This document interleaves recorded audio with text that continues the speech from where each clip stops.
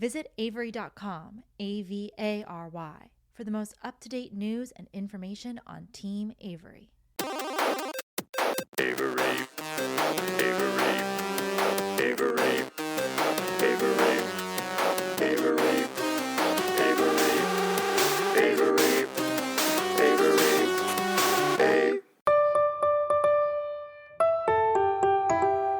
Hello and welcome to The Gala Show. I'm Roger Avery, the producer of both The Gala Show and, as her father, Gala herself. But really, I'm acting more here on The Gala Show as her father because, if I'm to be honest, the actual producer of The Gala Show is Gala. Because she really does it all. Katharine Hepburn Woman of the Year style. She books the weekly guests, handles her own travel, sets up her recording rig, runs the cables, sets up the mic stands and the mics, hosts the show and conducts the interview, shoots the promotional photography, which is chemical Polaroids, by the way, uploads and edits the audio, posts, distributes the RSS feed, and publicizes through social media. A one-woman show. So there's really nothing much for me to do as a producer other than to support her when she felt down and to listen to her amazing season of 52 Culture interviews with some of the most interesting people across Los Angeles and beyond. And while she's doing this, she's also co-hosting and co-producing the Video Archives podcast season 2, all after shows, curating our special content, managing the newer media with our legacy programming. Did I mention she's also my co-writer, working daily on our primary gig, screenwriting? I won't get into the series of young adult books she's written and is currently editing at her local boba shop. She's a busy girl, and I'm as proud a father as I could possibly be. So I thought I would hijack the hosting of her season wrap-up and turn the mic around and ask her some of your questions that you sent in to her Instagram for a change. Hi, Gala. Hi, Dad. Wow, it feels so different having the intro written about me. I'm like blushing right now. Yeah, actually, you're red. I know. I'm actually a little red. I wasn't, when you told me this morning after rowing, you were like, I'm going to hijack the show. I was like, okay, I don't know what he's going to write, but I'm hijacking the show. You were joking. You're like, this is the Gala Show. I'm your host, Roger Avery. I am not Gala. Yeah, I'm not Gala. And really, look, there would be no Gala without me, but there would also be no Gala Show without you. I mean, you are the Titan who has kind of said, while we were on hiatus on Video Archives podcast, you were like, you know what, I'm going to do my project, my experimental project, my culture interview project. And it's more than just interviews. You had some special episodes as well. Yeah, I had like my Era Selects episode, and I had my year wrap up for 2023. But also, like, I started doing the show, and you'll know this story because I tell this to everyone, and all my guests that are listening will know this story too. I started doing this show though partly because I was writing a compendium for Video Archives season 1, where I'm interviewing, or I have interviewed, like all the writers, directors, actors, family members of all the movies that we covered on season 1. And Chris Sarandon was my very, very first interview I did for that. And I cold emailed him. He didn't know I actually cold messaged him on Instagram. And he didn't know who I was. You dropped into his DM. I slid into Chris Sarandon's DMs, and like, he didn't know who I was, but he was so kind, and he welcomed me into his home, and he believed in me enough to do an interview for Lipstick. And as I was interviewing him, he said, "No one has ever asked me about this movie ever in my career. It did me no good. It did me no bad." And I thought to myself, wow, I really wish I had this on audio, because I have this amazing interview where he's like having these revelations about the rape sequence and all this stuff and telling me like this is the first time I've seen it since it came out. And I don't have it on audio.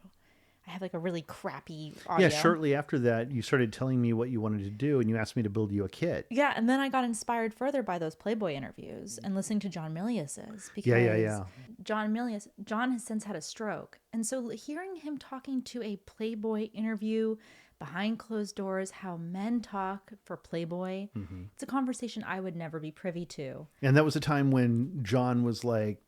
he was doing Judge Roy Bean. Yeah, he's doing Judge Roy Bean at that time. He's showing up to meetings with a handgun. Sometimes he would show up to a story meeting and he would place a handgun on the table. And it was just so cool to be able to listen. He was like peak masculinity, John Milius and style. Also, furthermore, like, I do know John, so I am privy to some conversations with him, but he's a gentleman.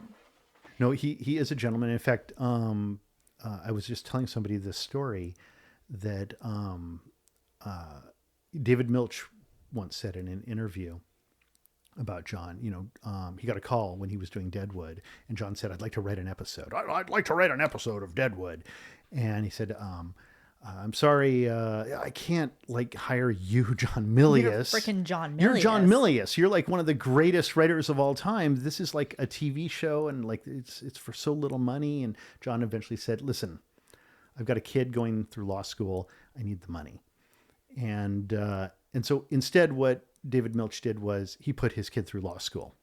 Yeah, they gave him a loan, basically. Yeah, he was doing very well as a TV writer. And so he said, instead, what I'll do is I'll just put your kid through law school. Well, in the interview, David Milch, who's been wrestled with his own demons and struggled and everything, and has had extreme highs and as well as extreme lows. As most geniuses do. Right. In an interview, I think it was with Variety, said, I've loaned money to everyone in Hollywood, and the only person who ever paid me back every cent was John Milius. What a stand-up guy. That's totally John Milius. John Milius couldn't accept that. And he went, because after that, he went and he did Rome, made a ton of money on Rome, and paid him back. And that's basically why I was inspired, though, to do my show, is because I had this mixture of Chris Sarandon telling me no one has ever asked me this ever in my life. And then I had listened to John Milius talk behind closed doors in a way that I would never be privy to. And I realized I have access to a lot of really cool people in Los Angeles that other people would never get to hear a conversation. And I want to talk to them about what they want to talk about. Yeah. Like, I want to hear Joe Dante tell me about the Saturday matinee. I don't want to hear him talk about Gremlins for like the umpteenth time, even though I love hearing Joe talk about that. Well, I remember when you first pitched me the idea, which was kind of partly based on what I think kind of demographic studies and analytical studies of, how people listen to podcasts. Yeah, because Stitcher was trying to get us to do, when we were at Sirius XM for our first season, they were trying to get us to do 45-minute episodes. And we famously do like 3-hour episodes. And that's why I started the after shows, was because they were saying we need like a 45-minute episode every single week. And I was like, okay, well, here's the after show. Yeah, we'll do a short after show. But they were like 30 minutes is like our target. And so when you said you were going to do interviews and you were going to limit people to literally 30 minutes, I'm going to turn on a timer like bleep, and you carry around that little kitchen timer or whatever it is. My little purple kitchen Your timer. little digital timer. Beep. And sometimes people are shocked by it. They're like, oh. I love it because I always describe to people exactly what the format is before we start recording, and people are still shocked by my timer. Yeah, they're shocked that, oh my God, like the clock is ticking. I've got to get it in. But the flip side of that is you can talk about anything. Yeah, and you and I did before the show started, we did like 2 trial episodes, and we did one where you talked for an hour on timer because you were like, I don't think 30 minutes is enough for people. Yeah. And then we did one where we talked for 30 minutes. Yeah, and it was clearly better having less of me. Well, blah, maybe blah. we should release that hour episode eventually. I don't know. I like. I'll keep it in the vault. The thing is, I really like your format, and I like that everything is kept very brief.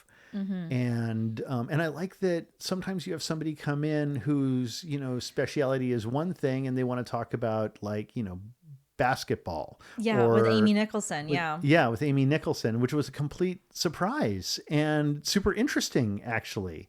And so, and it's just, I love seeing or hearing somebody kind of reveal something outside of what we're normally associating ourselves with. I think it's so easy also for us movie people to think that everything is all about movies all the time. Right. And the truth is there's a lot of other things out there in life. And like you always told me that the number one thing for young filmmakers, young creatives, young artists is go live your life. Don't live entirely within movies. Don't live your life through cinema. Go out and live life, and then you'll have something to talk about in your films. Yeah, and I think it's so helpful. So for me, I just love that my guests all bring their topic. So it is time for a commercial break.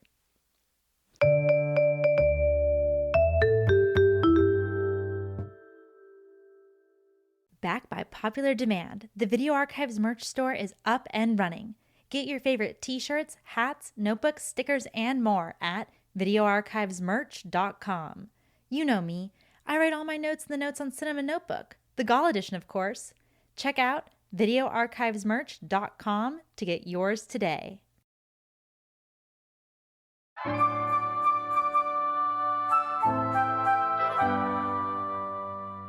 Hey, thanks so much for being a loyal listener. If you want to keep up with me off mic, make sure to follow me on Instagram at Gala Avery.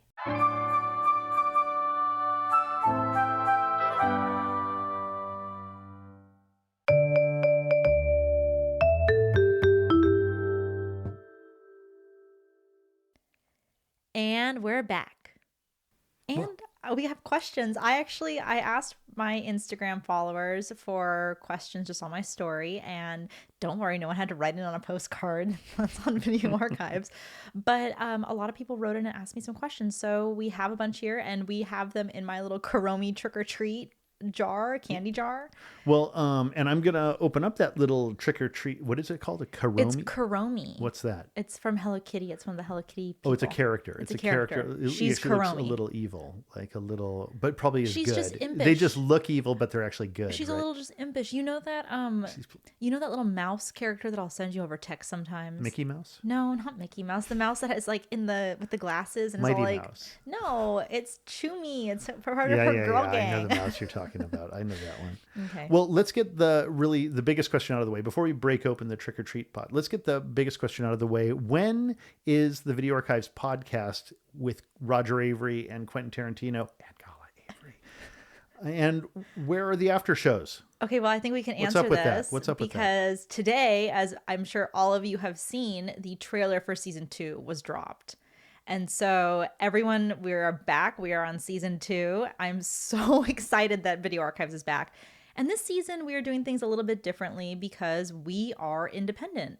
So we're on Patreon, and I'm super excited about it because it allows us to do our shows exactly how we want it and to keep bringing you episodes. And that's where all the after shows are. Yeah. I mean, we talked about it. And we were like, okay, how are we going to do this, and how are we going to make everything possible, just production wise? And finally, we just realized, well, we're going to have to be our own distributor. We're going to have to do it ourselves. And so Patreon allows us to keep bringing you guys episodes, and I'm super excited. All of the old episodes are up there. All of the old newsletters are up there. And I think there's going to be a few treats that are unexpected as the kind of weeks and months go on that you'll find on there. So it's patreon.com/video archives. And I am super, super excited that season 2 is back October 29th. So how does it all work with Patreon? Because honestly, I have no idea.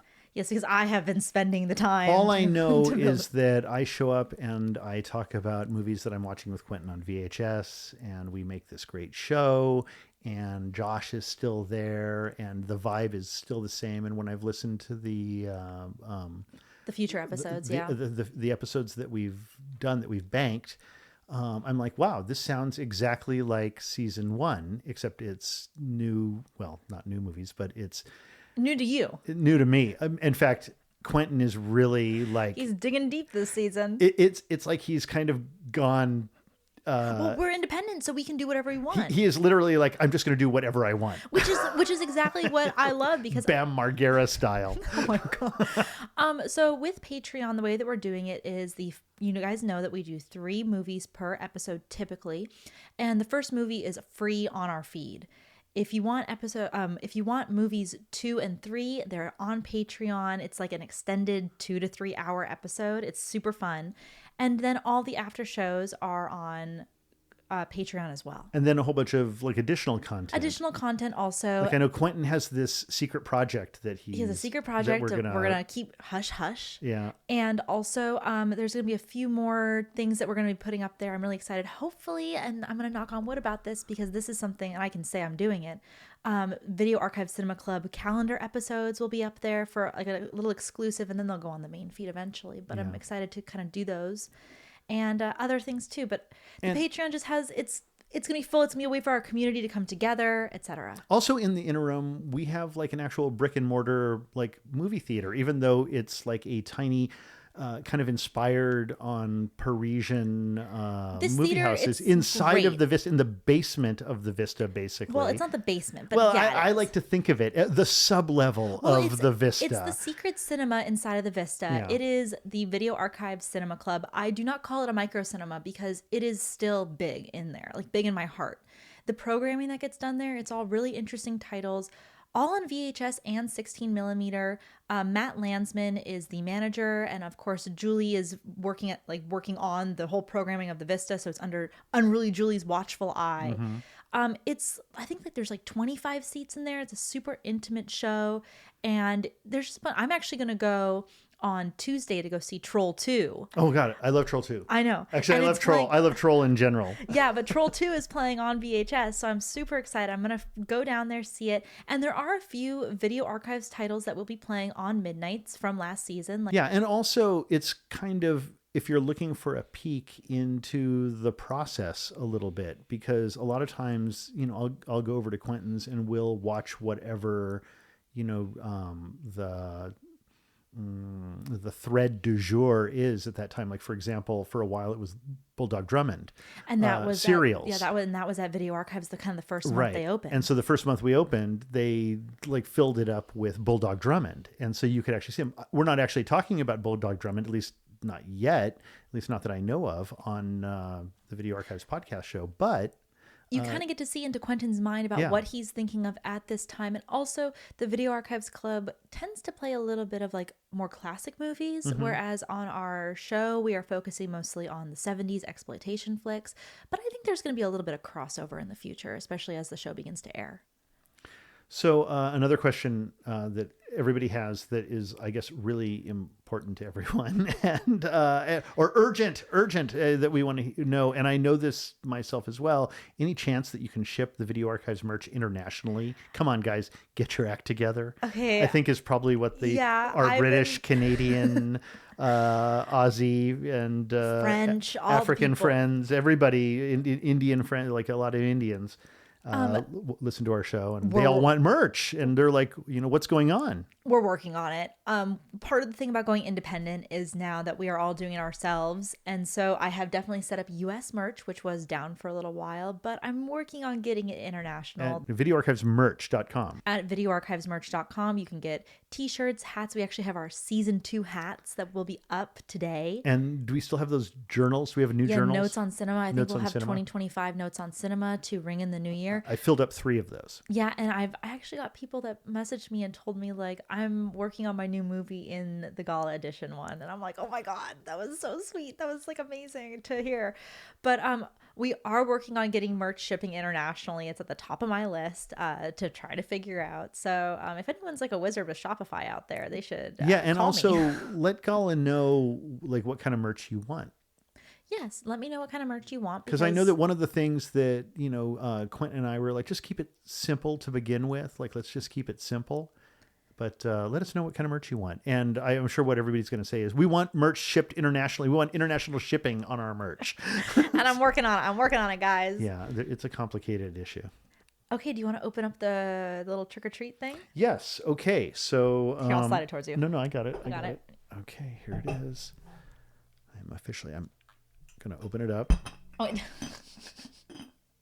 It's like the video vault, but a cauldron. Yeah, I'm going to mix my finger. Oh, there's a lot of them in there. So these were all sent through Instagram? These were all sent through Instagram. First question. I my hope story. it's like a relevant one and not like, what kind of pie do you like to eat? Well, the answer to that is cherry. Okay. Or pot pie. Like, what pie? A veggie pot pie. Oh, veggie pot pie. not like 420 pie. I like a pot pie, man. When I watch Cheech and Chong Up in Smoke. Okay, what's the first question, Dad? First question. Has anyone suggested a topic that you've rejected? No. The thing about my show is that people can talk about literally whatever they want.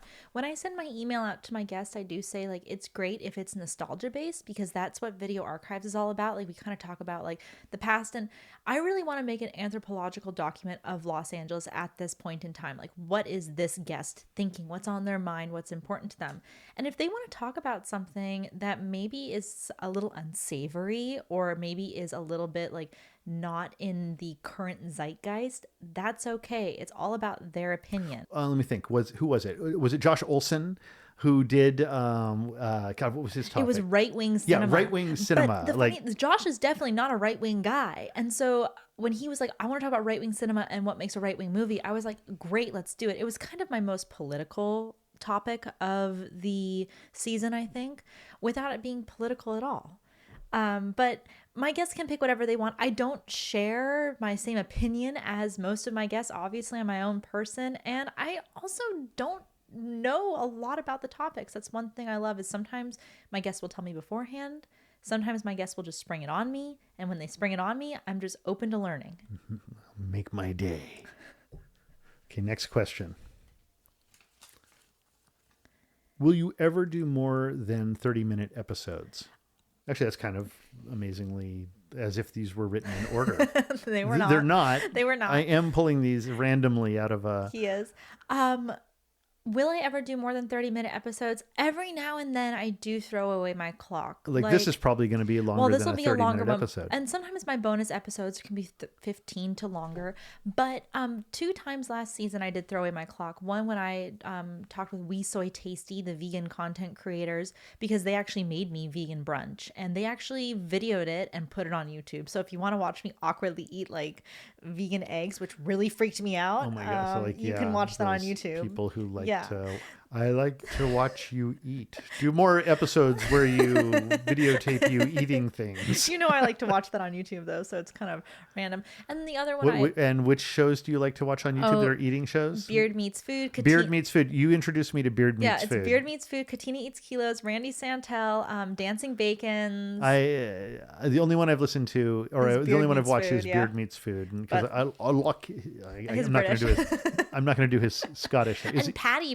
the Batty just was on his show, so I was really excited. Patty the Batty. Patty the Batty, my favorite lightweight UFC champion.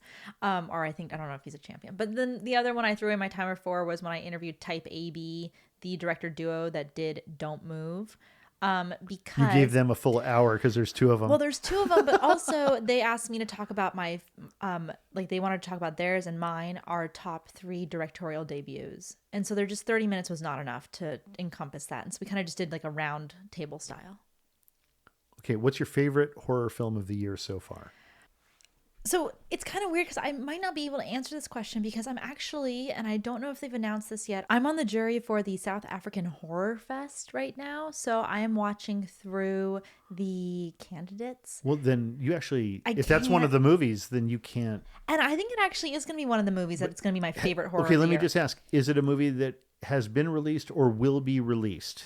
Because that actually You know what? qualifies. The thing is, I don't think they've been released yet. I think they're all doing the festival circuit. And I don't know if it will get distribution. So, okay, so take that one. Okay, so you are not allowed to I'm talk not allowed about that to one if talk that's about it. yeah. You have to actually take that one out of contention.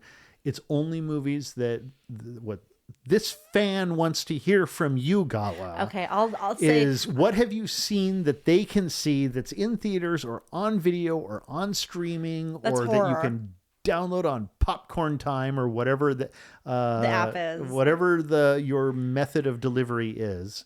that what came out was this it? year. What did you see that you liked? Horror wise, not much. I'm gonna be honest. Like Terrifier. I haven't 3. seen Terrifier 3 yet. Okay, I so think you haven't I seen might Terrifier like. 3. I did see The Substance. Not a huge fan. Okay.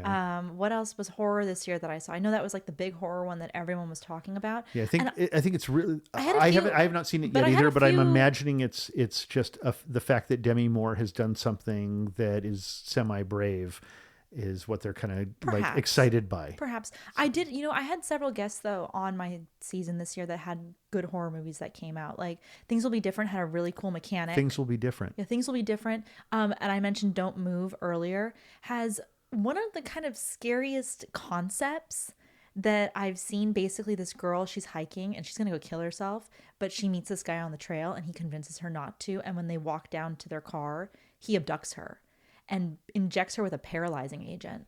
And so she's trying to escape from him while being paralyzed. And that was pretty terrifying to watch as a woman. And she, like the mechanics that the writers wrote into that were really actually smart. Like I was hoping that if that ever happened to me, that I would be as smart as her to escape. What's a horror movie you're scared to watch? You know the answer to this, Prince of Darkness. Yeah, but you have watched it. Yeah, but I can't rewatch. You don't wanna watch that. it again. I don't ever want to rewatch that. That movie scared me. Every time I get a ringing in my ears, You know, I'm so not terrified. only is that movie in itself terrifying, Yeah. the idea behind it is what's the most terrifying. Yeah. It's the imagination that came up with it, and the way John Carpenter came up with it was he took a break apparently and went to UCLA and started taking classes in quantum mechanics and All that kind of what stuff. I had yeah. heard was that he was studying quantum mechanics at the time. And then suddenly he emerges with these 2 movies made and released back to back, both, on very, very tight budgets, both LA based movies, Prince of Darkness and They Live. Boom, boom. Like, and I'm like, And two wow. of his best, in my opinion. Yeah, whatever he saw in that class, whatever he was doing in UCLA, kind of out of that came those two movies. Yeah, but I'm definitely too afraid to rewatch that one. Both of them, I think, are like remarkably prescient films. I mean, They Live is, I've got one that can see. Like, I feel like I have old ladies doing that to me all the time. Like, I've got one that can see. How do you find your guests? Or how do your guests find you, I suppose would be a way to rephrase that. So when we very, very first started, we kind of reached out to our friendlies, as I'll put them. A few of them that I can just remember off the top of my head. Obviously, Mick Garris, Craig McNeil.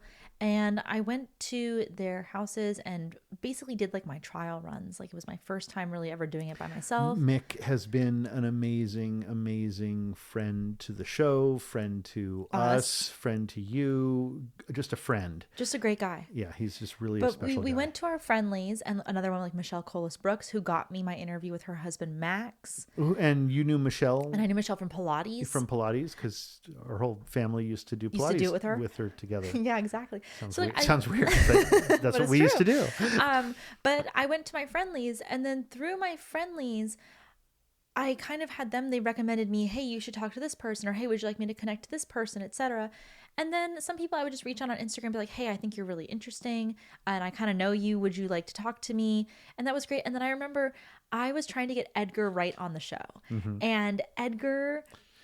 he's an amazing interview. But you know what, though? He said yes, but he was only in LA for 2 days and we couldn't make it work. But he put me in touch with his manager, Greg Longstreet. And it turned out that I had already interviewed several of Greg's clients. Wow. And so Greg was like, hold on, like, let me just start sending you people. And he sent me people. He sent me Barnaby Clay. So shout out to Greg. Thank you, Greg. Yeah, to shout out to Greg Longstreet, because he actually started sending me out to people. He's an agent? He's a manager. He's a manager. But then through him, I got another person, and it turned out that guy was rep by Mark Manis. Oh, yeah, Mark. And so then that's how I started getting Mark Manis's clients. Another old family friend. Yeah, so I think I got type AB through Mark, but I've gotten so many people like through these kind of managers that I've met because I ended up interviewing their clients, and I love seeing these new movies.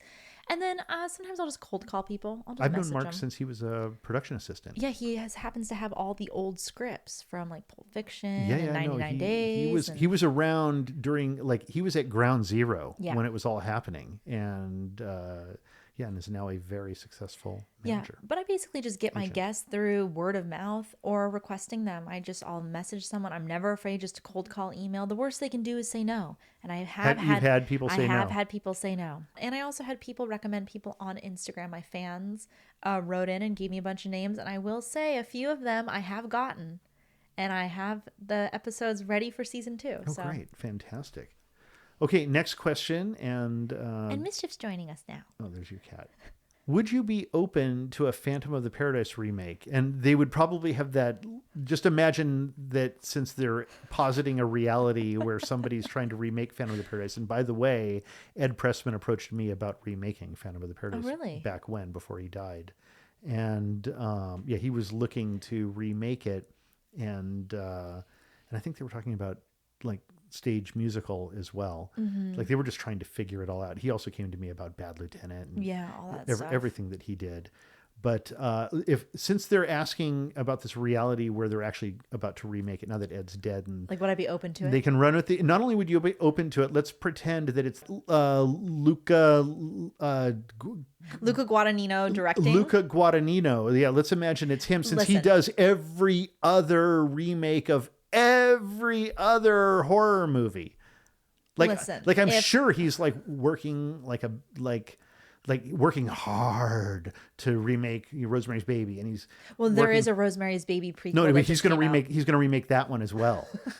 Okay, so if it was a Luca Guadagnino Phantom of the Paradise, no, I'm not open to that. Because that's who they're going to use. No, but here's my thing about Phantom of the Paradise. Paul Williams is still alive. If Paul Williams was like, okay, I'm with the team remaking Phantom of the Paradise, I'd give it a shot. You're right. And with Ed Pressman now deceased, really it's Paul. This is Paul. And also it's Paul's music. And it's also his story. Like, when you listen, Paul's pain. When you listen and when you watch it, and like, it's the struggle with addiction, the struggle with fame, the Yeah. struggle with like the selling your soul to the devil. Like, do you do And it? and he's doing it in that soulful Paul Williams style where he digs deep into his heart. Like, I just can't imagine anyone being as good as Bill Finley and Garrett Graham and Jessica Harper and Paul Williams. Like, can you imagine anyone being as good as those people in the movie? No, I can't think of as a single person that I would be like, oh yeah, they should be in it instead. The thing about that movie is the charm of it is partly connected to its scrappy roots, and that it kind of came up as a response film to Rocky Horror Picture Show. And it's almost like saying, let's remake Rocky Horror Picture Show, which I think they've done kind of. And I don't know if they have. well, they did like a TV spectacular of some The kind. thing is, if they wanted to do like a stage play of Phantom of the Paradise, I'm not opposed to that because I think stage is 100% different than like if they want to do off Broadway or Broadway or Listen, whatever. it doesn't matter what you and I want. Luca is got his Luca Clark. sights on Phantom of the Paradise. I But know also, it. I thank you to whoever asked that question because you know how much I love that movie. I listen to that soundtrack ad nauseum in the car. Okay. I know all the Let's get off lyrics. Phantom of the Paradise. And It's get off of starting, it. it's starting to upset me. Let's. The thought of it. Okay. How many slices of pizza can you eat in one sitting? And let's talk about what kind of pizza, because I think that makes a difference. Okay, I think I could eat. I've thought about this when I saw this question, and I think I know who sent this question in, and I think it's because we're gonna go get pizza tonight. Actually, I'm going to a haunted house, a train-themed haunted house. Oh, that's up your alley. Yes, and It's like my horror friend, movies and trains. and then my friend Neil is the one. have you seen coordinating Terror it. Train? No, I Oh, haven't. then you need to see Terror Train. Okay. Okay. But my friend Neil is coordinating this, and he sent this question in, and it's because Matt has never seen Carrie before. And What? I know. Can you believe Wow. it? So we're gonna all watch Carrie tonight How after lucky! the How I lucky know. for Matt that he gets to be exposed for the first time to Carrie. So we're gonna watch Carrie and get some pizza. Okay, if I tried, I could eat 7 slices. I think of pizza. What kind of pizza?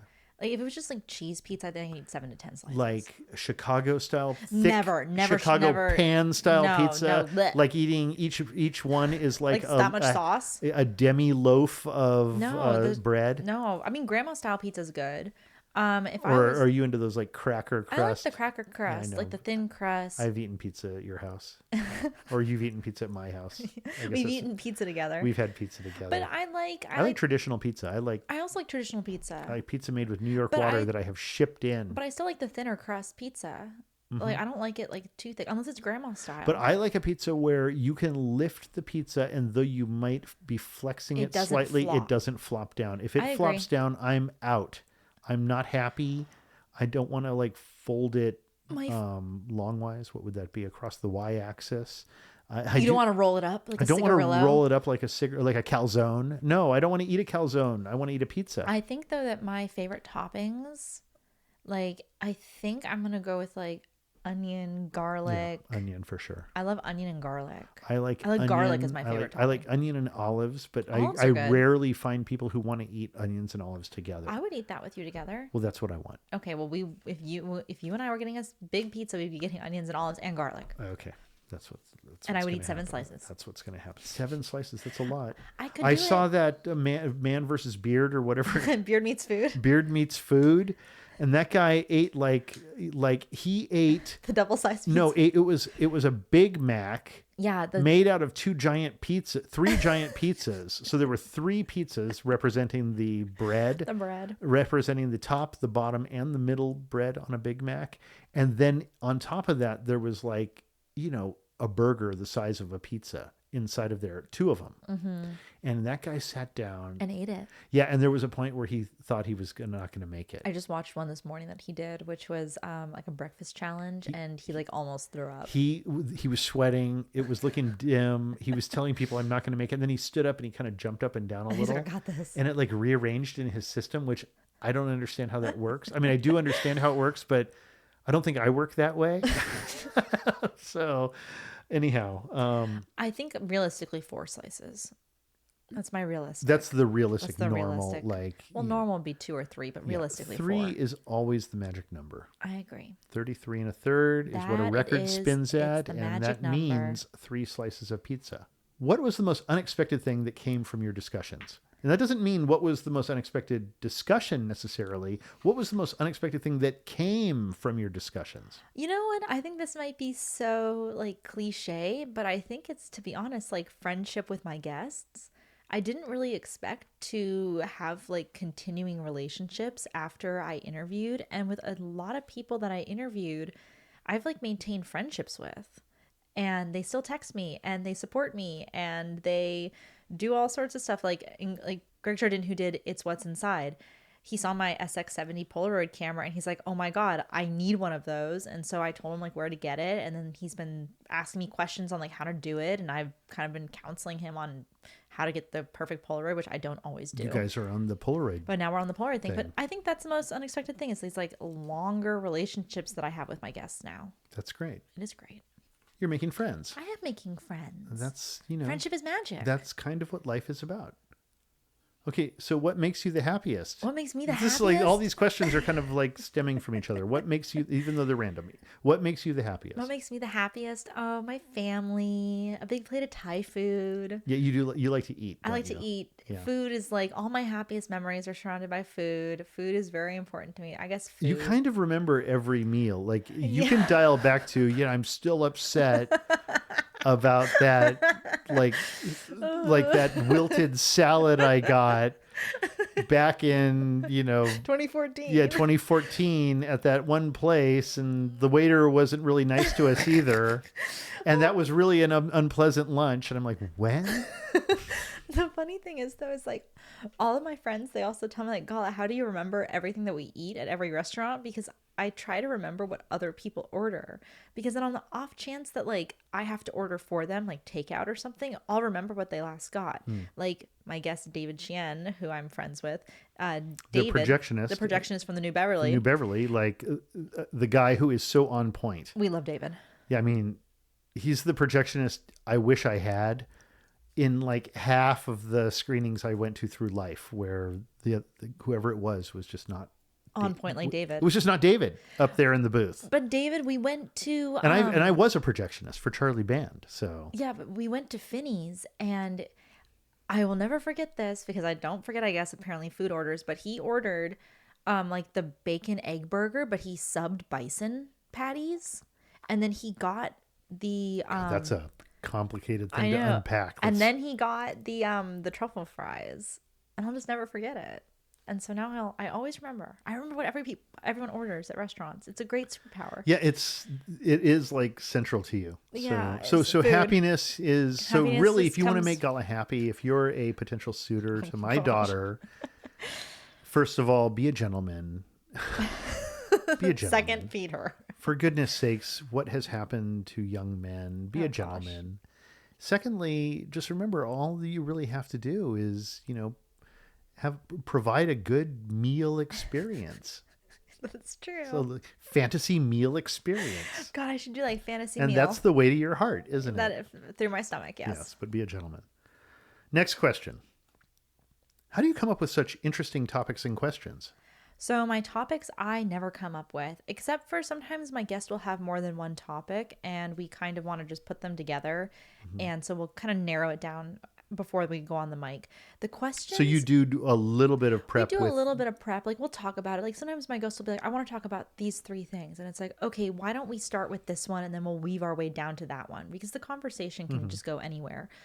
But my questions I do come up with on my own. I only had 2 guests this season where I had other people. Actually, no, only 1 guest this season. Right, because you do like a curveball. You call it a curveball question, don't you? No, I don't. I say it's not going to be a gotcha. It's never a gotcha question. I don't ask about religion, politics, or you relationships. said, Dad, it's a CVQ. A CBQ. It's a curveball question. I never said that. Dad, I'm going to throw a CBQ at you before we go. And I'm like, what's that? And you said, it's a curveball question. I've never once said that in my life. That's fake news.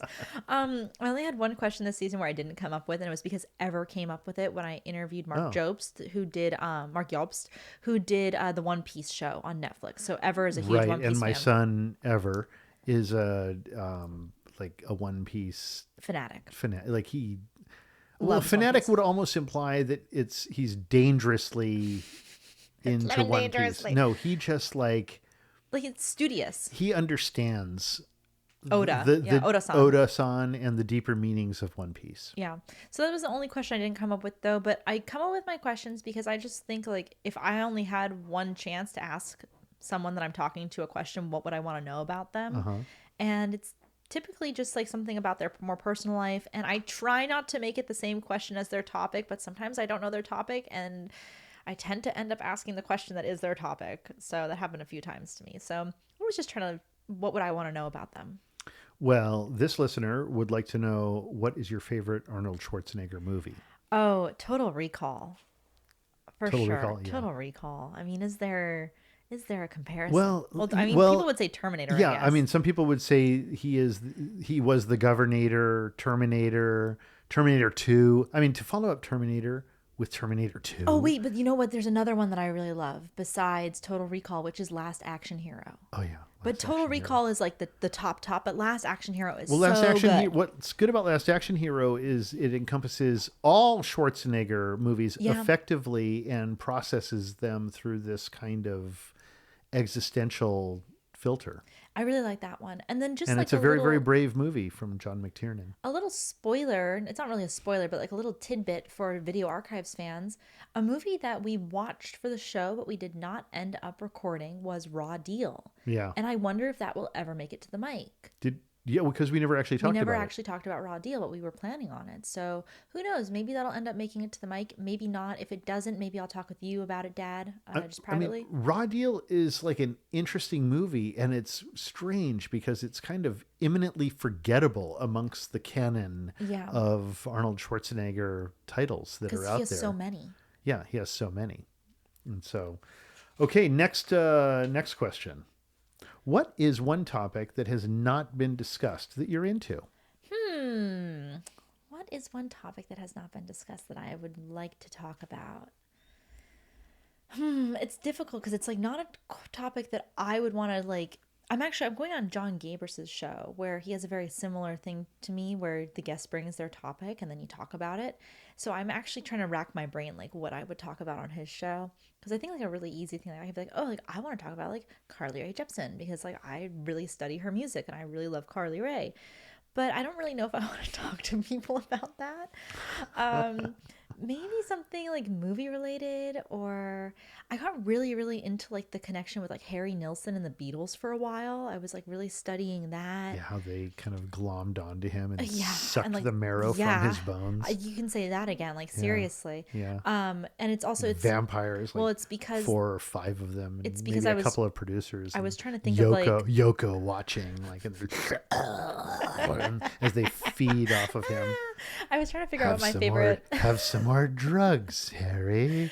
While we take these sheets of music from you. Talk about Phantom of the Paradise. I was trying to figure out what my favorite Harry Nilsson song was, and the Paul Williams connection, because Paul and Harry were tight. Yeah, that's like the whole thing. Thick as thieves. I was trying to figure out my favorite Harry Nilsson song, and then I think it's the cover for Revolver is done by the same guy that does the cover that Everybody's Talking is on. Yeah. And then obviously Everybody's Talking is a cover of another song. Think about your troubles. Well, that's the point. The Point album is like my whole favorite thing, and like Me and My Arrow and all that stuff. See, I grew up with The Point. The Point was like... And The Point with Ringo Starr narrating, specifically. The Beatles connection. Well, that was one of the reasons every kid wanted to watch it at that time. Yeah, well, I'm a huge Ringo fan. But like I could talk about that also. He's one of the vampires, you know. I know that. He may be the best of them, or the nicest of them, or the most lovable of them. But he's still one of them. He's still one of them. I mean, the other thing I could talk about like health and wellness, like my rowing or like my yoga. I could talk about like esotericism, and like tarot and stuff like that might be really interesting to talk about. Yeah, you've recently, I've noticed, started collecting these very specifically Fred Gettings expensive and tomes. They're not even books; they're like tomes. That one with the weird Masonic symbolism. Yeah, it's Masonic symbolism. One can say that, or one could just say it's classical imagery. Well, the author that I got really into is this guy Fred Gettings. And so I'm kind of trying to collect all of his books right now. He does like Secret Zodiac, Dictionary of Demons, occult books. And then he also Dictionary does. of Demons. Is that the one that I have? Yeah, that you had, and Yeah, I that's bought my another one. book. I know I Yeah. bought another one. No, but I mean that's Yeah, it that's a was the book one- I've had since I well, was a I child. got into it from you. Like, of course, because growing up look with at- he did my studies of demonology. The Secret Lore of Cats. So he does occult and cat books. Well, So it's all connected. It is I all was connected. actually up like in 2:33 in the morning, like wandering around the house with one of our cats, and in the dark, and I started brushing her, and little Morgana. and her sparks started coming out of her Yeah. ears and out of her pineal gland. Because she and- has so much dirt on her. No, it and wasn't so much that. It's kinetic not energy. that. No, it's not. It's not kinetic. Everybody thinks it's static or kinetic Well, she or used to do that with me too. desecrated, but what it really is cats are electric and their oral. I'm also electric. Their You know auras. that. Yeah. You just zapped your ear into the but- microphone. I think I'm gonna cut that Or out. But I not did the microphone in my headphones your did just headphones. electrically zap me. But also, like when I go into elevators, escalators, I conduct electricity. Yeah. Okay. The next question, our listener would like to know, what is your favorite movie? Bugsy Malone. Yeah, that's Easy a really good one. peasy, There's lemon another squeezy. Paul Williams connection. I know. I just love Paul Williams. Yeah, Bugsy Malone is. If you haven't watched it, go watch it. It's Yeah, the best. if I start talking about it, I'll never stop talking about it, and we've got I don't want to say we have to wrap it up, but I could talk for an hour about Bugsy Malone, and I would Be like a great to. one to have on video archives. Like it would be awesome. But also, like at the same time, like why? Well, I'll tell you, that would be a good one to have Edgar on to Yeah. talk about, because Edgar is another person who like genuinely, I think, loves Also, and, like, Sophia Coppola. Sure, Sophia loves Coppola. Bugsy Malone. Like any of these people, like if they were to come on, that would be a really comfortable, great movie to hear their perspective, because Yeah, I would love to hear Edgar talking about Bugsy Malone. yeah. I think I would just say how much I love it. The next question. What were your favorite films you discovered through your first season? Now, I'm presuming they're talking about the first season of Video Archives podcast No, I think they're Or talking about Gala show. Yeah, of the Gala because show. I did watch a lot of movies. Well, for let's my do guests. both, just in case. Let's talk Okay. about first through the Gala show, Okay, so through the Gala since show. that's really topic du jour. Yeah, so one that did not come out this year that like I didn't do for press, because I did do a few interviews for press. When I talked to Josh Olson about right wing cinema, I had the chance to watch Dirty Harry for the first time. Oh, you hadn't seen Dirty I Harry? had not seen Dirty Yeah, Harry. that was like not really the movie that I was introducing you to. No, I you was weren't. too busy showing you Prince of Darkness.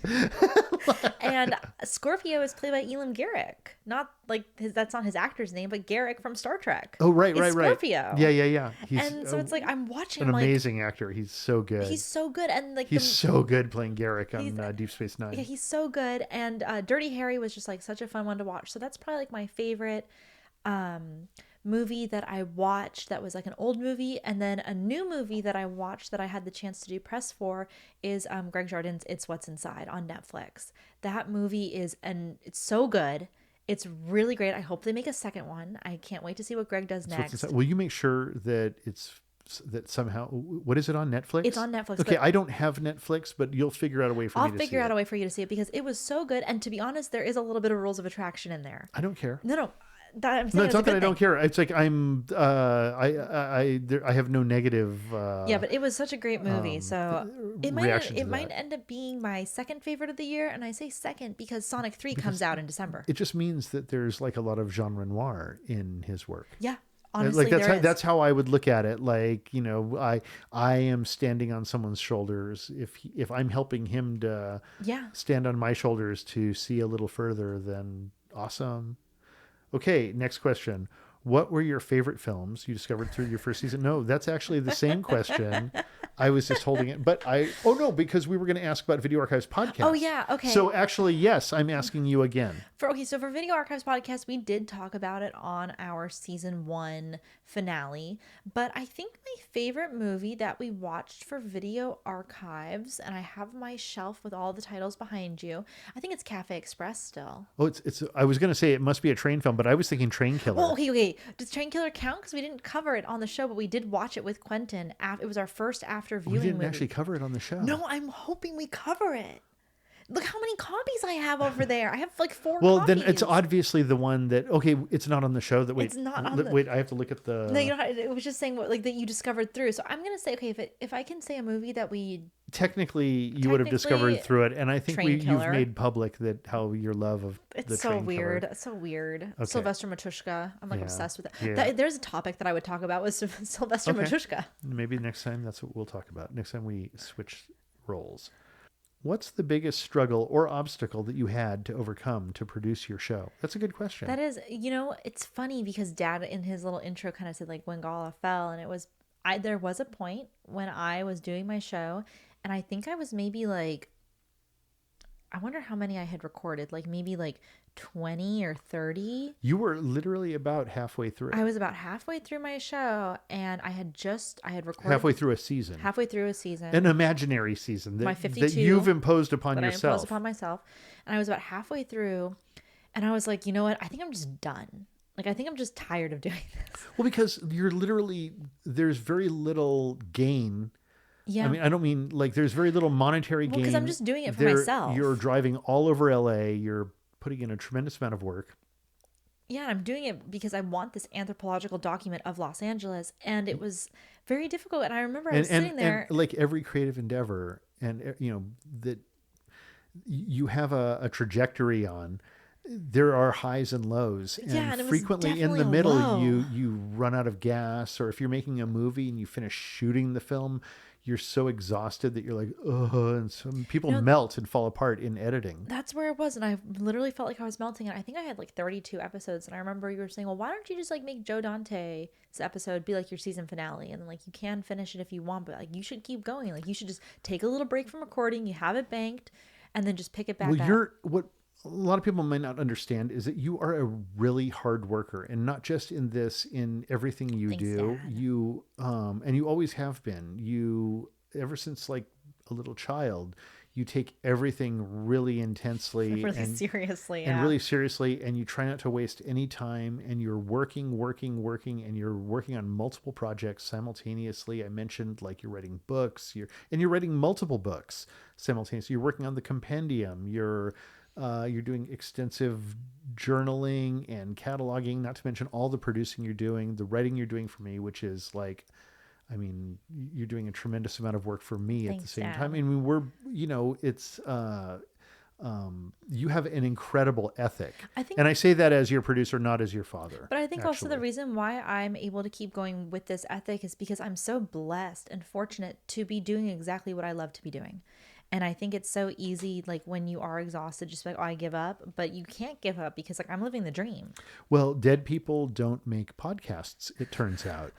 And so you may as well do it now while you're alive. While I'm alive, yeah. And I think one of the things that I came to realize when you pushed through that, like when you kind Yeah. of continued, when you I just forged took a little break. when you forged forward, I mean, with great admiration, I was observing it and not pushing either way. I just wanted you to be psychically okay. So Mm-hmm. if you needed to stop, you have permission to stop is what I was saying. Yeah. And I also had to take care of my health and stuff at that point. Yeah. Like, Your health, you know, you had like something you were dealing with, and, you know, so it was like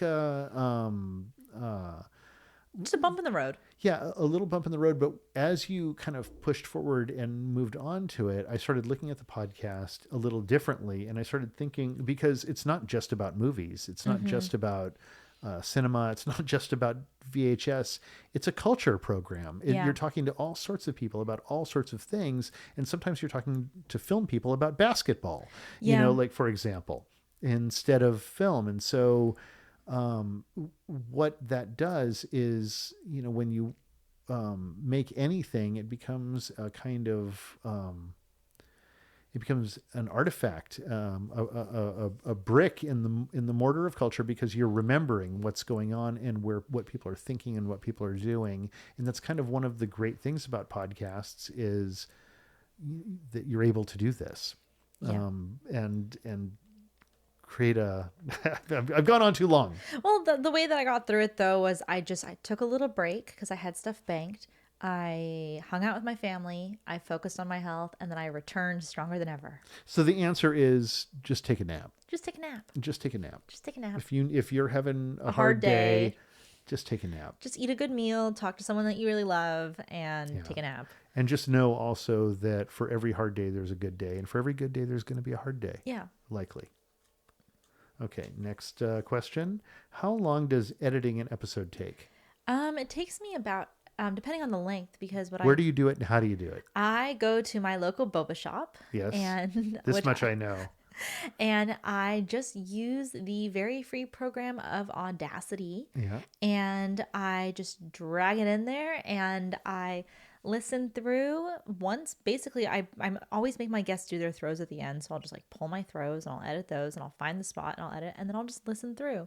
And it just honestly, it takes me about 30 to 45 minutes to edit an episode. It takes me about as long as it takes to record. Yeah, you drop in the little Tom and Andy The musical Tom and Andy music theme. that my godfather Andy, who was also a guest on my show, did. And He's a very interesting guest. yeah, he It was is. a good episode. Yeah. Okay. Next question. What do you think of the saying, ars longa, vita brevis? Or, art is long, life is short. I think that's so true because I think that art transcends life. It's what you leave behind and what you create. And also, like, if in a timeline sense, but also if you're looking at it beyond timeline and you're just looking at it as spirit, like, art is what you pull from the ether and it is a combination of everything that kind of has come before you. And it's what you create. I mean, I think that the Latin-speaking listener who asked this very intelligent question, I think they effectively are saying what I was trying to say just a moment ago, which is, you know, you're making this show is long and, you know, and life is short and you're capturing, you know, you're capturing things. I am. And I just also think that art lasts forever. And I also think that art like binds people together. And I just think it's so important to, if you feel the bug to create something, just to do it. Is being a film producer your main career, or do you see yourself also as a director? I don't really see myself as a director, but as Dad kind of mentioned in his intro and also just talking through this, my other passion besides writing movies and doing podcast producing and film producing is writing books and writing young adult novels and That's all a that little stuff. bit like making a movie, Yeah, it's to a be little bit honest. like making a movie, but I love writing books in general. And so I'm hoping to get my first novel published. It's world building. It is world building. And so I'm And I working know hard. that the series of books that you've been working on is like this vast, Yeah. fantastical, complicated world. Well, I took from Ursula I don't mean Gwyn. complicated in a confusion way. I mean complicated in a excitedly complex way. Complex is the better. I took from Ursula Gwyn from Tales from Earthsea in the Yes. beginning introduction, where she said that her editor called her and said, "You have to write a fantasy book," and she said, "I've never done that before. How am I going to do that?" And they just said, Yeah. "They just said figure it out." Cut to one of the greatest fantasy writers of all time. Yeah. And she said the first thing that she did was she put out a bunch of parchment paper in her kitchen and she drew a map. And so that's how I started my book, was I drew a map. And then from the map, all the stories of all the people that would live there came to me. And also partially came to me through a dream. So hopefully, knock on wood, I get that published. It is time for a commercial break.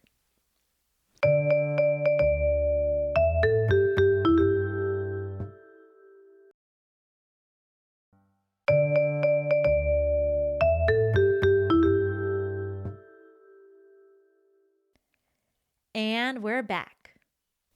Next question from our listener.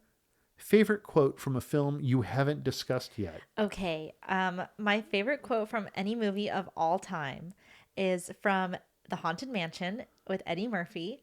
And the quote comes from The Crystal Ball, and it is, "You try, you fail, but the only real failure is when you stop trying."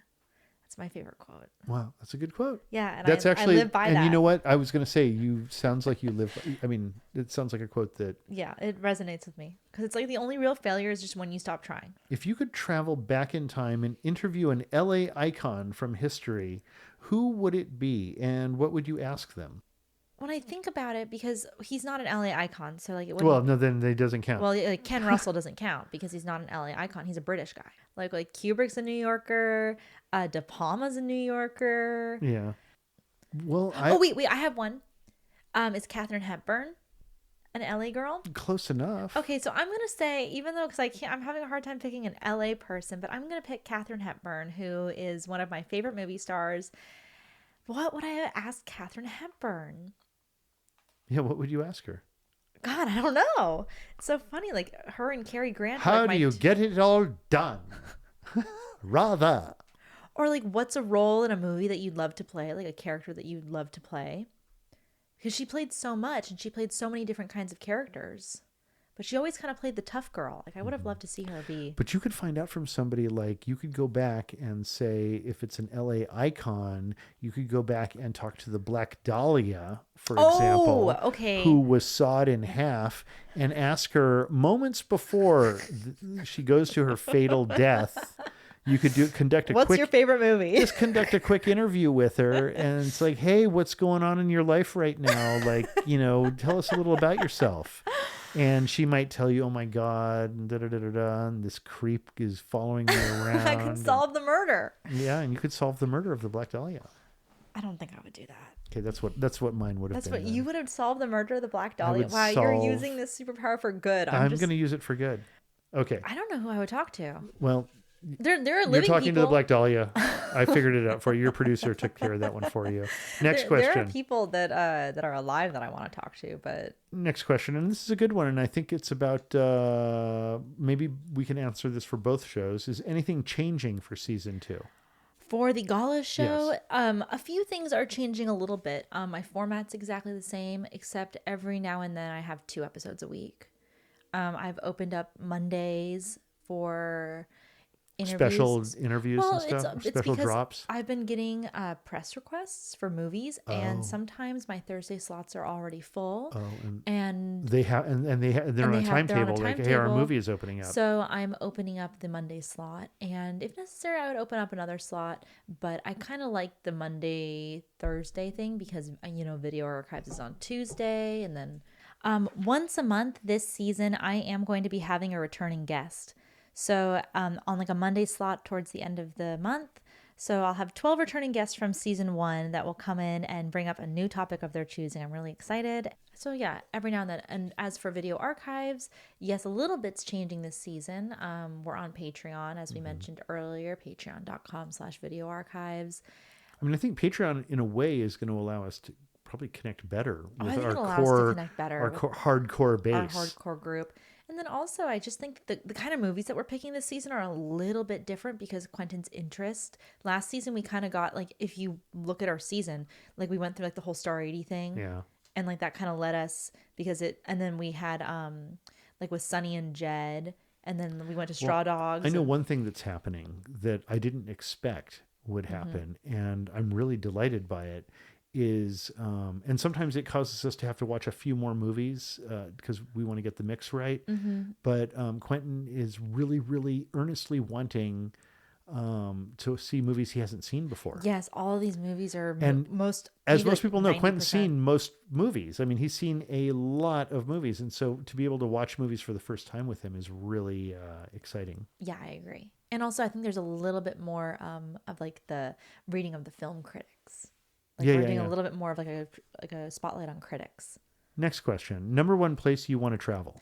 Okay, this was kind of a weird thing that you and I talked about because the other day I realized that, like, a bunch of stuff that I really love comes from Hungary. Like The Train Killer. It was a Hungarian movie. Right. And one of my favorite guitarists is Gabor Szabo, Yeah. and he's a Hungarian. Yeah. And I was like, okay, why do I like all this Hungarian stuff? Wow, What's up with the Hungary? There's a whole Hungarian mafia that we're connected to as well. Well, I mean, we're not so- actually connected to them, but I mean, we're friendly with the Hungarians. Yeah, so I think Hungary would be like a really cool place to travel since I like all this like cultural Hungary stuff. I've always really wanted to go to the UK or New Zealand. And then eventually one day I'd love to go to Russia since I'm learning Russian. Yeah, you speak Russian. Yeah, I'm learning. You read it at least. I read it, yeah. I read it and I understand it. So I'd like to do that. How many languages do you speak now? Just one, English. You're like approaching it as if you're, well, that's exactly what a CIA operator would. Just one. Just one. English. I do not Barely. Yeah. Okay. And this could be a trick question. And you can answer it any way you like. But this next question is hottest movie scene ever. ever. The freeway sequence and falling down. It's like really hot. Sunshine, the end of Sunshine. Hottest. Hottest, like I think what they mean. sexiest, or Yeah, like- that's what the fans want to know. They want to know, what do you think is like a super steamy, hot scene? And it can just be romantic. like the end of Moonraker, like with when she's like in space and like taking me around the world Okay, one more time.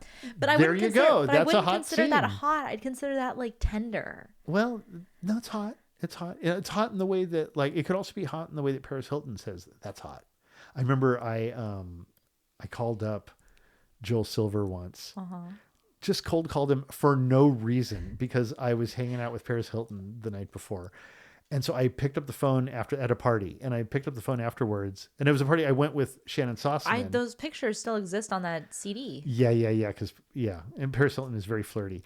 And so, so I call up because I was all excited about Paris Hilton after that. I called up Joel Silver and I'm like, listen, you have to remake The Birds with Paris Hilton. Oh my God, that would have been so cool. Because she has the same kind of dead eyes as Tippi Hedren. You know, that kind of like... That would have been amazing. And when you watch The Birds, it's Paris Hilton. It's really spooky, actually. Like, what did he say? In fact, what I would like for... Well, Paris was all super excited when she found out. He was absolutely not.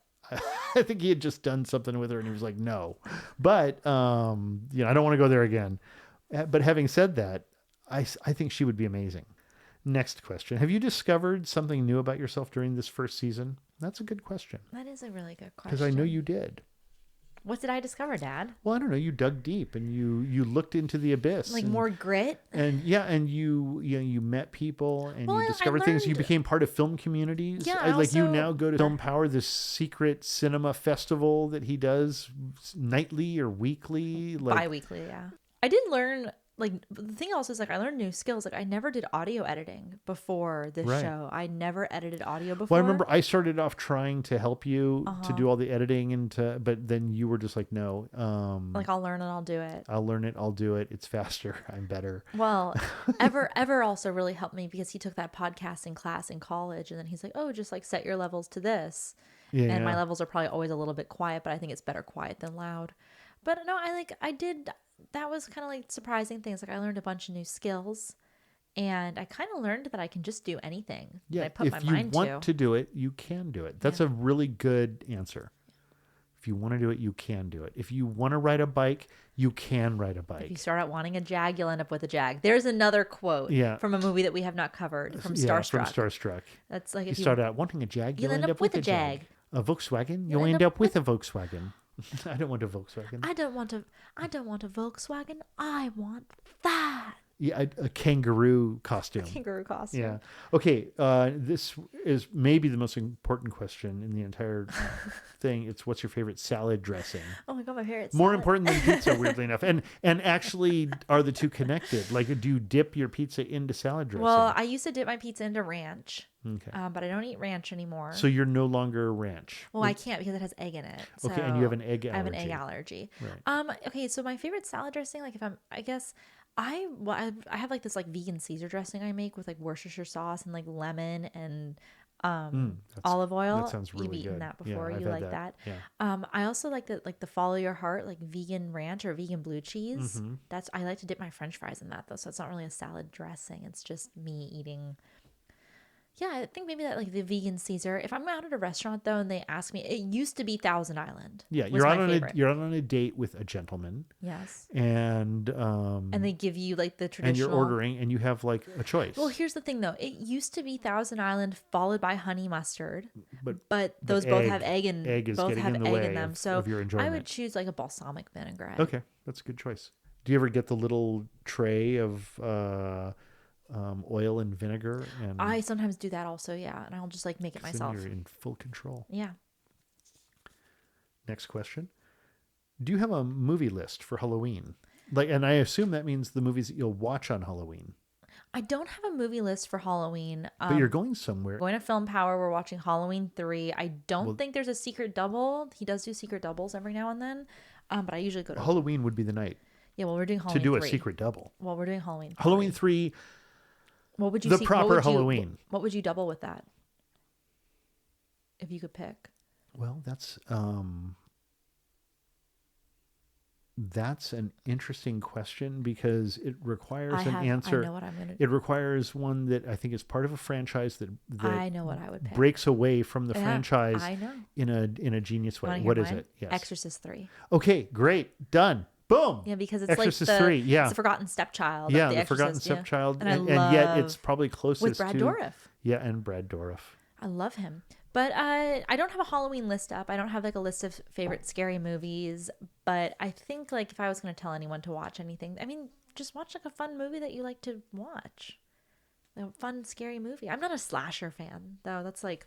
Hocus Pocus? Hocus Pocus is a good one to Hocus watch. Pocus, I think, is one of the... Something Wicked This Way Comes. I mean, just to bring Mick back into the room yet again. Yeah. Hocus Pocus is or another guest, Phantasm. Phantasm is a really good... I mean, I don't need Halloween to watch Phantasm. That's the thing is like I watch these scary I movies will watch year-round. Phantasm any day of the week, but Hocus Pocus is kind of like a good traditional Halloween What? movie to watch. Yeah, because like I have movies that I watch on other holidays, like Easter. I watch a Jesus Christ Superstar Yeah, that's because it's a like good one. the time to watch it. Watch, yeah. People, do you think Nightmare Before Christmas is a Christmas or a Halloween movie? If you had I to mean, pick. I think it's a Halloween movie because its main protagonist is not Santa Claus. It's Jack Skellington. It's Jack Skellington and Jack and whatever her name Is her is. name Jill?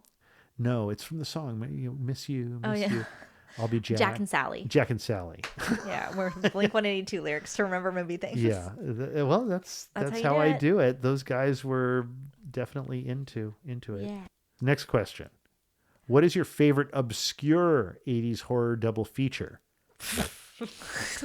It's really This is like specific. a question. This is like a question for Quentin, not for me. Yeah, this is like Quentin is like, oh, well, that would obviously Quentin be makes me do like trivia and stuff. obscure 80s horror double feature. Okay, let's think. Okay, I know what I'm going to do. What are you gonna do? I am going to do a Richard Franklin double feature Okay. and do Road Games Oh, that's a good one. and Psycho 2. Psycho 2 Why Psycho 2? because it's a horror movie and it's like I think one of the it's so audacious to do a sequel to Psycho. It's almost as audacious as it is to remake it shot for shot. But it's so audacious to do a sequel to Psycho. You have to be so brave that you have to actually be kind of the Hitchcock. You have to be kind of a Hitchcock disciple to do it. And like, for instance, it could have been Brian De Palma could have done a sequel, like a sequel to, and in some ways he did his own kind of Hitchcockian movies like Sisters and whatnot. But Richard Franklin was the perfect guy to do that at the perfect time. And Anthony Perkins is so good in the movie. And so, yeah, I would, with Road Games, it's like, to me, that's a great double feature. Okay, so I would have wanted to put Gothic into my double feature, Ken Russell's Gothic, because I just think that's weird and obscure title of his. But here's my double feature. I guess mine weren't obscure at all. Mine were like yours can be mainstream because I think mine are Yeah. mainstream too. Mine would be Night of the Comet oh god, I love and Night of the Comet. Eating Raoul because You know what? they're both Robert Beltran. Actually, yeah, and actually, because you've got the whole. Because I love Robert Beltran. It's the whole Paul I have a Bartel. It's not only Robert Beltran; it's the whole Paul Bartel. Is Paul kind Bartel of, in both also? No, so it's Mary Warnoff. And Robert Beltran. Yeah, double feature. and they're like the regulars, like the troupe, the Paul Bartel troupe of performers, and so yeah, that's actually a perfect double feature. I can't believe I did it. What is your personal top 10 favorite films? Okay, I'm Okay, gonna well do this we know without that looking. we know that the top one you said Is was Bugsy Malone. Okay, Malone. but I'm gonna do this without looking at like my phone or a list. I'm just gonna do the things that pop into my head. Rules of Attraction. Wow, thank you. Third is Starstruck. Fourth is going to be Jesus Christ Superstar. Yeah. Fifth, I'm gonna give to Galaxy Quest. Galaxy Quest. We watch that like constantly. Sixth, Phantom of the Paradise. Yes, good one. Seventh, Frantic. Frantic, really. I love speaking of like Over hottest, any other Polanski movie, you'll take Frantic. I mean, I think I actually think Frantic is my favorite Polanski. I think it's completely legit because Frantic is super influential to me. I mean, I don't know if people have noticed the Frantic Killing Zoe connections. Well, I have, because They're, also it's they're like, they're really like there's a lot of Killing Zoe could almost be called a response film to Frantic. actually I can believe that. Okay, let me think really quick. You know what? It's weird, but Rollerball. Yeah, that's not weird. Rollerball totally, like when we rewatched Yeah, it, affected you've got me. 2 Norman Jewisons on your list, and Well, he's one of my that favorite. rocks. Oh, Altered States. And Altered States. How can I? No, I'm missing. I have one more. You get Train Killer. I have one. Oh yeah. Well, No. I think for my very, very last one, Catnapped. okay, Catnapped is amazing. Yeah. Yeah. Okay, so Not a Ghibli, So but- someone has to put this list up on Letterboxd, Yeah, maybe right? I should, but anyway, those are the movies. But yeah, Rollerball really affected me when we watched it on Video Archives podcast. Well, it's. I didn't realize how important a movie that is to me philosophically. Yeah. Well, for me, it was just that you don't have Like- to relate. You don't have to look like the character to relate to them. And it's weird though. I realized like I really relate to Jonathan because like all he has is the game and like he just really wants to. He And then- wants the game to be real, and he's there for the game, and they're just crassly like they don't care about the game. What they care about is the component of the game that is actually the least important part of it, which is the violence. It's not so much about the violence. And then when I him. rewatched Bugsy Malone, I realized that the character that I identify with that is Bugsy. Like 100%, I don't see myself as Tallulah or as Blousey, but I see myself as Bugsy. And it was kind of like a weird realization. Like you don't have to look like the You're like character. a stale loaf of bread. I love that. I love that line too. Who is your dream guest? My dream guest.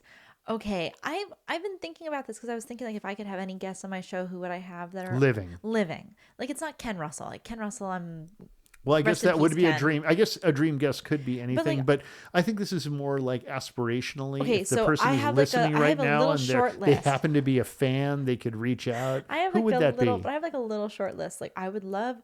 Like your producer doesn't care about dead people being on the show No. because they're not going to be on the show. Well, I want to okay. hear. I want to hear. Well, who- I would love to have Carly Rae Jepsen on one day. Like that would be amazing. Okay, let's make that happen. One day, I'm not ready yet. Like I would love. This is a weird one. I would love to have Candace Owens on. I think Yeah. she is just an amazing speaker. Any podcast she goes on, she's so well informed. She's so interesting, and I'd love to hear from her a topic that she loves That is has not- nothing to do that has with nothing to all do with the other politics. stuff. Like Yeah, and I would love, and she's just so well spoken, and I also really admire her as like a wife and a mother. I think she's like really cool. I would love one day when I get the gumption to do it. I know I'll be able to because Joe Dante even asked me, "Why don't you get this person, John Carpenter?" I'd like to just like talk to John. Yeah, but can I just tell you, I would for you as well. I'm kind of afraid of John Carpenter. I am too a little like, bit. and only because I want to be respectful. That's the thing is I respect him so much, and these are people that like I respect so much that I almost don't even want to have on my show. Like I can't imagine like having a meeting with him be anything other than a disappointment because for him. Yeah, that's the thing. But also like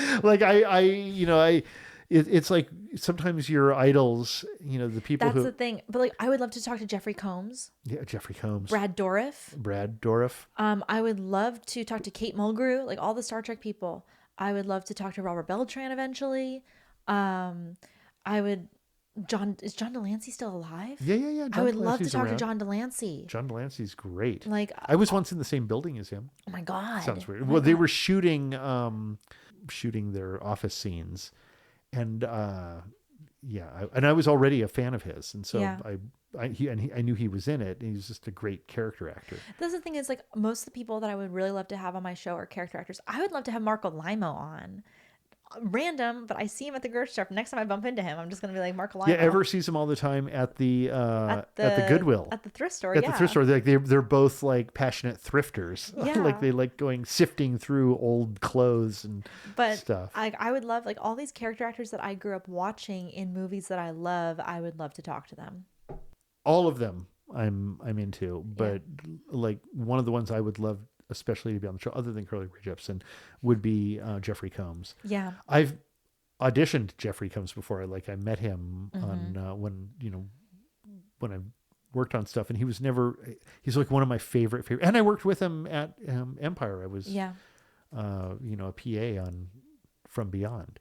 Wow. And so, I just knowing him from just meeting him those few times, and what a kind and kind of gentle and thoughtful and interesting guy he is, and how dynamic he is as an actor. Because, he plays so many different characters. For example, in all the Star Trek franchises, from Shrem, is that his name? To Shram, the Andorian. Yeah, the Andorian, to the Vorta that he plays. He was Andorian, a Vorta, a Ferengi. Ferengi. He's amazing as Brunt. Oh my God, Chief Liquidator Brunt. Chief Liquidator his Brunt. performance as Brunt and as alternate reality Brunt from the alternate universe, with the guns, where he's hero Brunt, is like and so he's played so many different roles. He's so good. So in Enterprise. Oh, you know what? A topic that I could talk about for ages, which maybe I should talk about with John Gabris, is Star Trek. Because I could go on and on and on and on and on and on. We watch it every day. We watch multiple episodes every day. College about it. Always playing. My wife is a Star Trek fan, and so she just has it on constantly. But in Enterprise, before they got canceled, they were actually going to bring Shran on as a main crew member. Because they were going to start going into the Romulan War, and Shran was going to become the first Andorian Starfleet. Wow! So he was going to become a regular on the show. Right. So that's their plan before they got canceled, and I wish we had that. Yeah, it's funny. I didn't appreciate that until later. Yeah, but it's okay. It's weird with Star Trek. It's frequently you are immediately rejecting anything that's new. Because what they've done is so great. And by the time they got to Enterprise, I don't know, it's with the song at the beginning, which I now love. It's been a long road. Yeah, it's the only song on there. And the fact that the song had been used before on another show, and that they actually just got it and kind of remixed it and put it on I think is just... I've come to love Enterprise, and I was definitely rejecting of it initially. Scott Bakula is such a good captain. Scott Bakula is one of the best captains, and he's super believable. And I just watched the episode where he talks down to Trip. Trip has caused that chaos. What I really find interesting about Enterprise is that it's all about kind of coming to understand the need for the Prime Directive. That we need a directive of some kind of non-interference when people are not ready for us to contact their culture, or when, if they're not yet warp capable, or all of that. And it's about their kind of discovery of the Prime Directive. And that episode is crucial, where Trip has...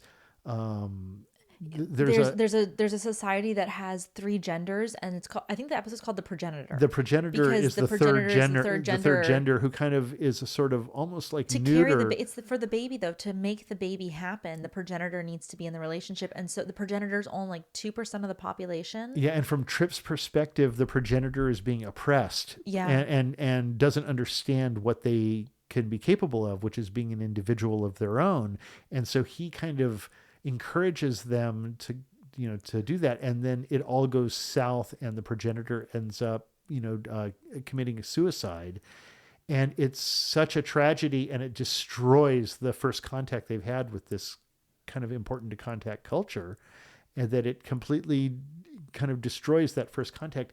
And the show does this scene where Scott Bakula is basically giving a dressing down because of this horrible first contact that's gone south, to the chief engineer, this guy Trip, who's played by Connor Trenier, I think is Trenier.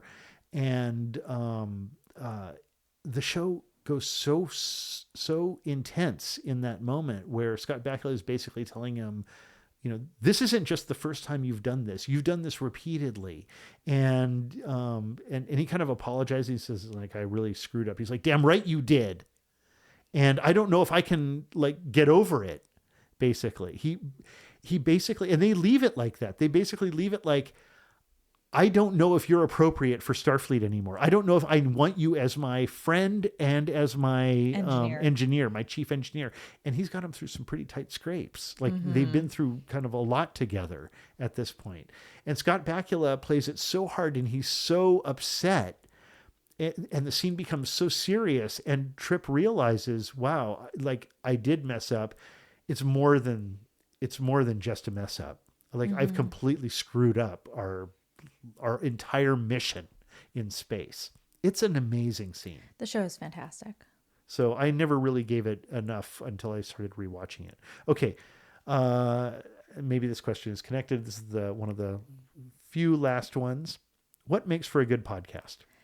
I think honesty, truth. I think when you get on the mic, whether you're interviewing someone or you're doing a comedy show or something, people listen to podcasts, I totally think that podcasts with video are different than podcasts with audio. I think a podcast with audio is a podcast. A podcast with video is a talk show or like a show. Yeah, that happens to be streaming. With an RSS feed of some kind. But when you are on a podcast with just audio, people tune in to kind of feel like they're a part of the conversation. Like you're in their ear and like they're there with you.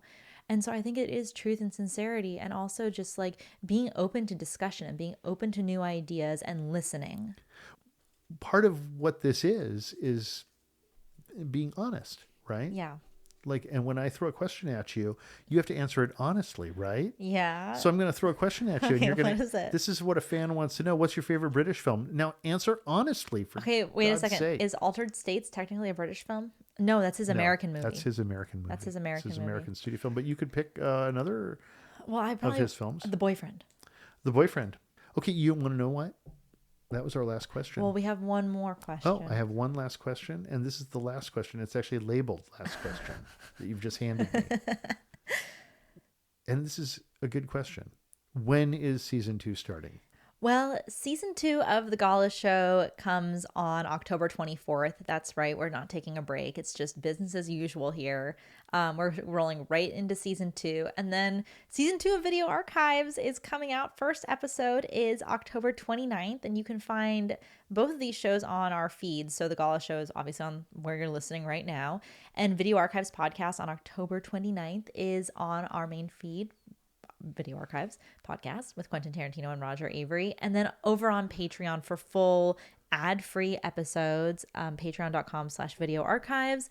And also you guys will get the after show every other week. I'm so excited to be bringing the after show back. I've had a lot of fun with it. I have a few new segments, a few new things that I'm doing with it. And you can find our merch at videoarchivesmerch.com, right? Yes, and there's some Gala Show stuff up there too, so there you go. Thanks, guys, for all the questions. I really appreciate it. I love when you guys interact with me on social media and on Instagram. It means a lot that you guys continue to watch and that you guys have all been here with me through 52 main episodes, 3 bonus episodes, all my guests, everything. It just means so much to me. Your continued support allows me to keep bringing both these episodes and Video Archives to you. And that's the season wrap-up of The Gala Show. I want to thank our guests, all of them, but especially Mick Garris, our first guest. His continuing support and belief in Gala has been like a fuel for the show. Amen. From Joe Dante to Thomas Jane to Larry Karaszewski, everyone involved has brought a fascinating topic, and the perspectives have been engaging and dynamic. And thank you, all of you, for taking the time and bringing the show to The Gala Show.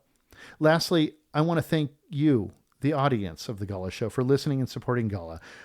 We don't have a show without you, and we're grateful and thankful. Gala hasn't slowed her pace and is already working hard on season 2 of The Gala Show, and I can assure you that it's because of your kind support. Thank you.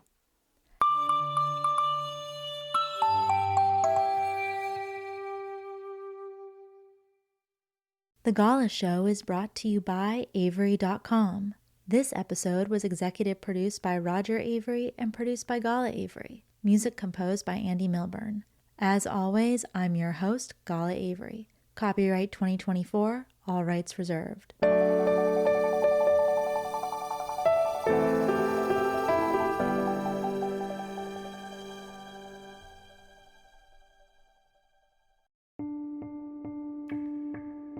Despite me sharing the same last name with this charity, I don't have any affiliation with it, besides the fact the issue is very near and dear to my heart.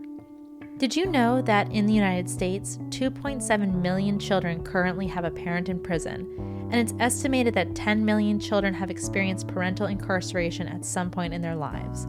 I was one of these kids, and as an adult, I am really grateful to be able to give back to Project Avery. Their mission is to build leadership from within by supporting community through programs such as mentoring and outdoor education, and also to remove the stigma surrounding having a parent that's incarcerated. You don't have to feel alone. If you know a kid who could use these resources or would like to donate money or time to the charity, please go to Project Avery, that's AVARY.org, to check out what this amazing charity is all about. Again, that's projectavery.org. Thank you guys from the bottom of my heart.